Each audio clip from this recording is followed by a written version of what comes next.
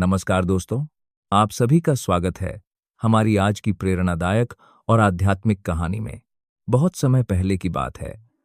एक शांत और सुंदर गांव था आनंदपुर। गांव छोटा था, लेकिन मान्यताओं और परंपराओं से भरा हुआ इसी गांव में रहती थी कमला, एक शांत, सरल और संस्कारी स्त्री। कमला का जीवन बहुत साधारण था। वह अपने पति मोहन के साथ मेहनत मजदूरी कर घर चलाती थी। दोनों में गहरा प्रेम था, लेकिन नियति को कुछ और ही मंजूर था। एक दिन अचानक बीमारी ने मोहन को जकड़ लिया और कुछ ही दिनों में उसका देहांत हो गया। कमला का संसार उजड़ गया। पति के जाने के बाद वही समाज, जो कभी उसकी तारीफ करता था, अब उससे दूरी बनाने लगा। कोई उसे अशुभ कहता, तो कोई उसके दुख को उसके कर्मों का फल बता देता। कमला चुपचाप सब सहती रही, लेकिन अंदर से टूट चुकी थी। एक रात जब वह गांव के मंदिर के बाहर बैठकर रो रही थी, तभी वहां दो साधु और एक संत आकर रुके। उनके चेहरे पर गहरी शांति थी और नेत्रों में करुणा। संत ने कमला की ओर देखकर कहा, बेटी, दुख तुम्हारा शत्रु नहीं है, यह तो तुम्हें मजबूत बनाने आया है। कमला ने कांपती आवाज में पूछा, महाराज, क्या मेरे जीवन में फिर कभी उजाला आएगा? संत मुस्कुराए और बोले, यदि तुम तीन बातों को अपनाओ, भय से मुक्ति, मोह से दूरी और सेवा का मार्ग, तो तुम्हारा जीवन स्वयं बदल जाएगा। पहली परीक्षा थी भय की। कमला को एक रात अकेले मंदिर में रहना था।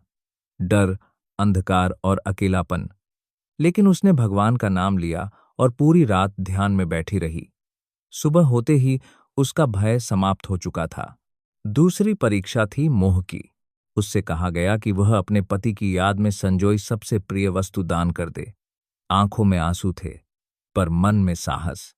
उसने वह वस्तु जरूरतमंद को दे दी और पहली बार उसे मन की हल्कापन महसूस हुआ। तीसरी और अंतिम परीक्षा थी सेवा की। कमला को गांव की बीमार और बेसहारा स्त्री की सेवा करनी थी, बिना किसी अपेक्षा के। कई दिन उसने भूखे रहकर, थककर भी सेवा की। और तभी एक दिन उसके भीतर अद्भुत शांति उतर आई। दुख, अपमान और पीड़ा सब पीछे छूट चुके थे। संत फिर प्रकट हुए और बोले, आज से तुम दुखी विधवा नहीं, बल्कि आत्मबल से भरी नारी हो। समय बीता। कमला अब गांव की प्रेरणा बन चुकी थी। वही लोग जो कभी उसे तुच्छ समझते थे, आज उससे मार्गदर्शन लेने आते थे। कहानी से सीख। दोस्तों, ये कहानी हमें सिखाती है कि दुख अंत नहीं, शुरुआत होता है।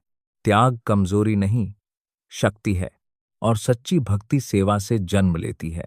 अगर आपको यह कहानी पसंद आई हो, तो वीडियो को लाइक करें और कमेंट में जय माता दी अवश्य लिखें। फिर मिलेंगे एक नई कहानी के साथ। तब तक अपना ख्याल रखें। जय माता दी।